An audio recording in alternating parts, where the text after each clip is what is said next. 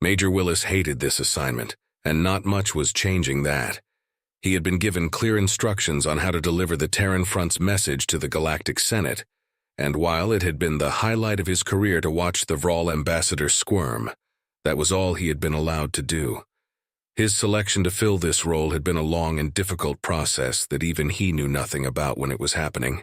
One day he had been asked a question that any human or chua would have answered with the same enthusiasm, and that answer had confined him to this soft existence.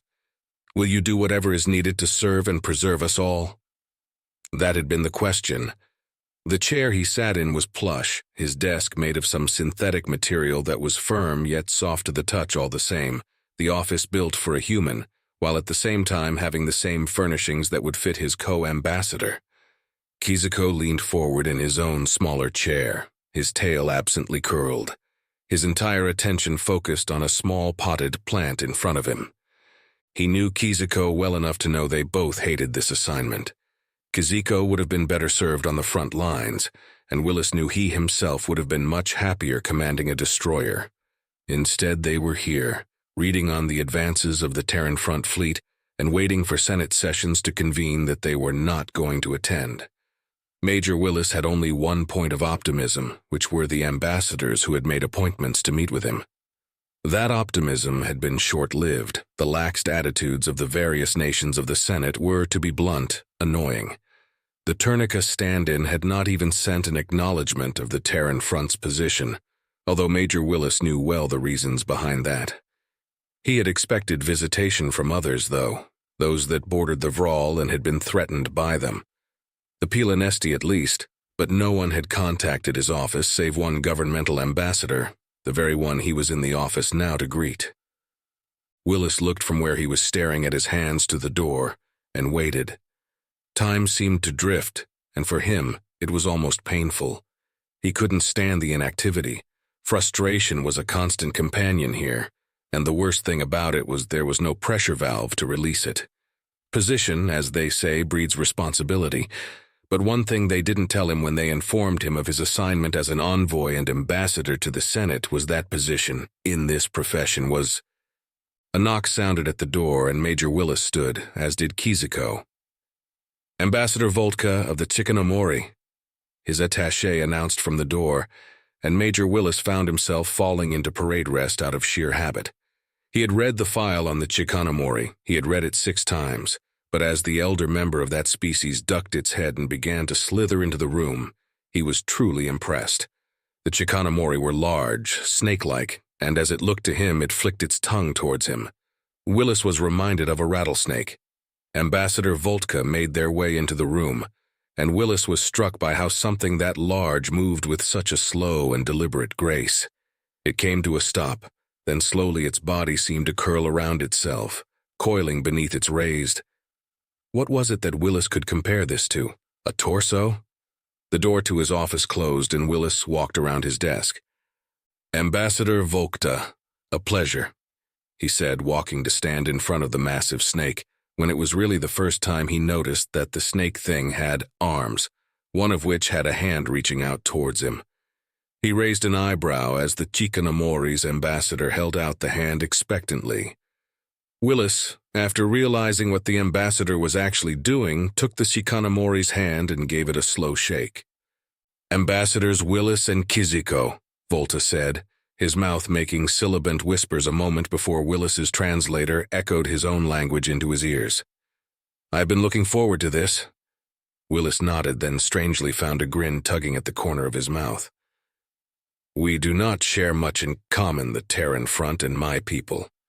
But I believe that we share just the right things in common.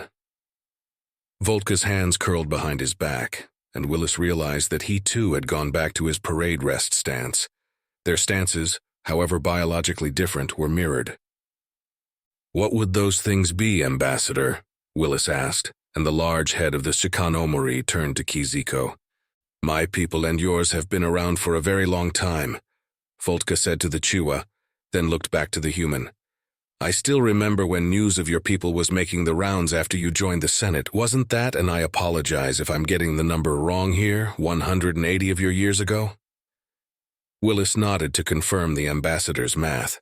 The Chikanomori's large, snake-like tongue flicked once. My own species was one of the founding members of this Senate. Willis had read that in the file, the Chikanomori were nothing more or less than the undisputed masters of their area of space, and had been longer than the Senate itself had existed. They were one of the remaining 6 species that had founded the Senate itself almost 5,000 years prior. I have read about that. Your species was the last to sign the charter, if I remember, and your unification was due to something called the Aridi incursion. The Chikanomori's tongue flicked once, its dark eyes locked onto Willis. Willis, for his part, felt strangely at ease around what would certainly be nightmare fuel for others. You have done your research, Voltka said. The histories of the war against the Aridi are central to my people. I should provide you with one of our texts about it. You may find it enlightening. Willis nodded once. I believe I would. The war against the Vral, does it go well? The Chikanomori asked. Willis did grin now, and the Chikanomori seemed to be sharing in some dark amusement with him at that. It does. We have liberated the Chua homeworld. Voltka's head turned to Kiziko, and the Chua seemed to have swollen with a pride that Willis felt in his bones. So far, as of our last reports, the number of survivors is at 50 million and rising. Our primary fleet is leading the recovery efforts.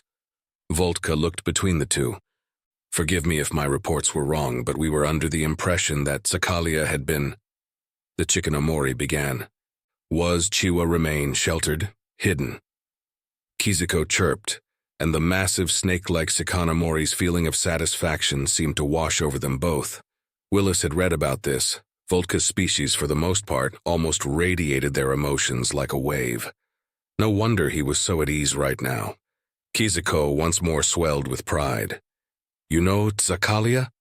It was why I was here, Voltka said, and the Chua canted his head to the side, looking up at the large Chikanomori. Voltka turned his head to regard Willis once more. You spoke the truth on the Senate floor. Willis felt a sudden stab of irritation, and knew he was sharing it with the Chikanomori now. Once we stood for something you know. We stood against a threat that meant to wipe us out. Those times have long since passed. Regret now echoing from the Chikanomori.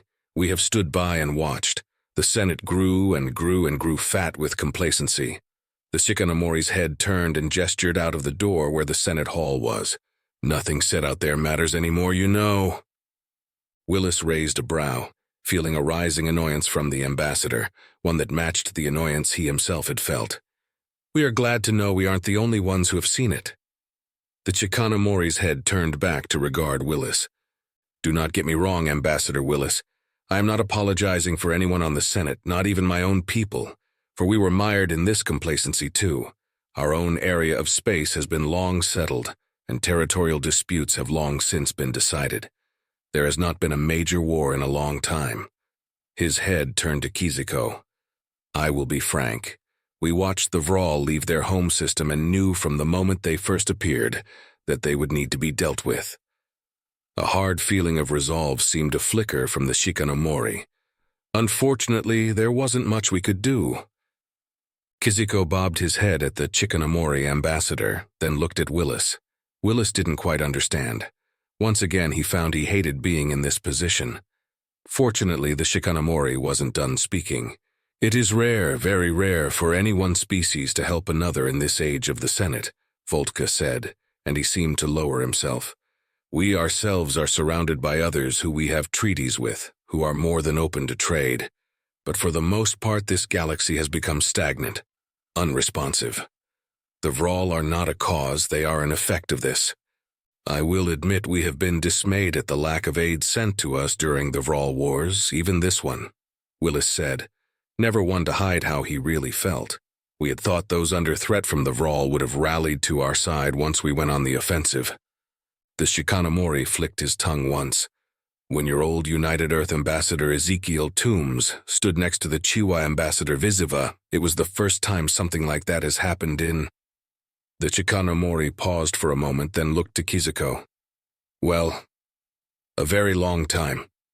Voltka turned his head back to Willis.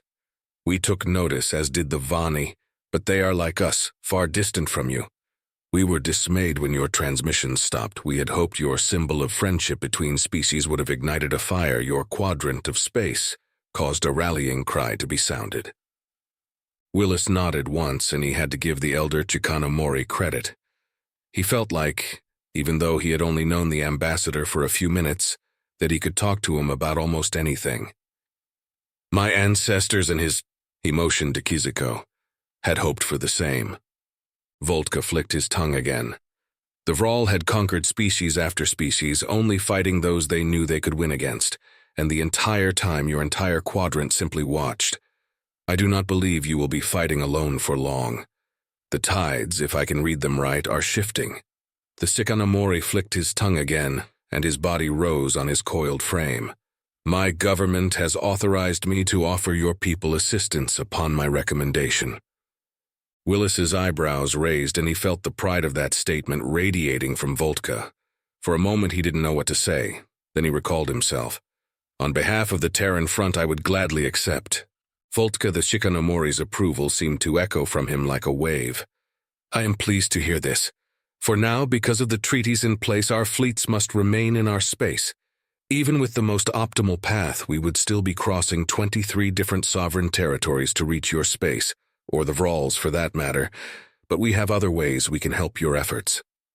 Willis felt the first true bit of pleasure at this job now, and nodded once to the Chikanomori ambassador. We would be glad for any assistance you could provide. The Chikanomori seemed to beam approval, and Kiziko patted his feet once on the office floor and bobbed his head. We are also offering this.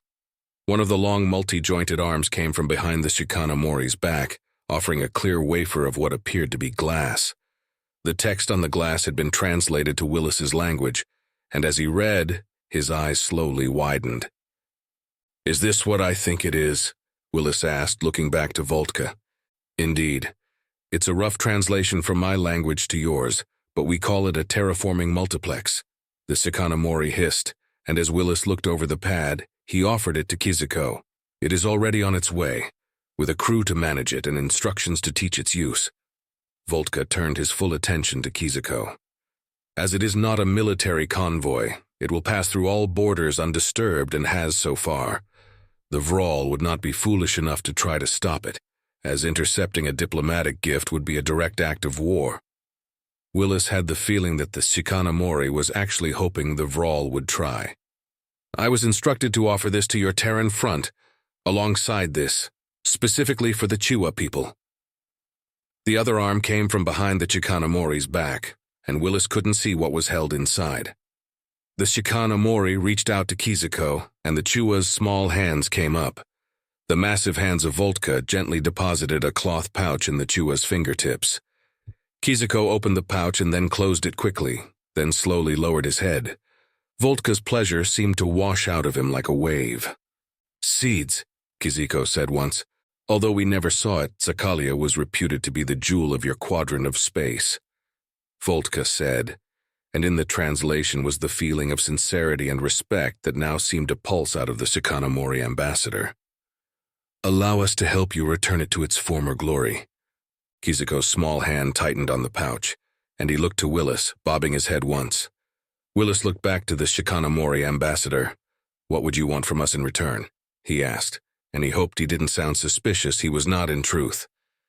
The Chikanomori lowered himself.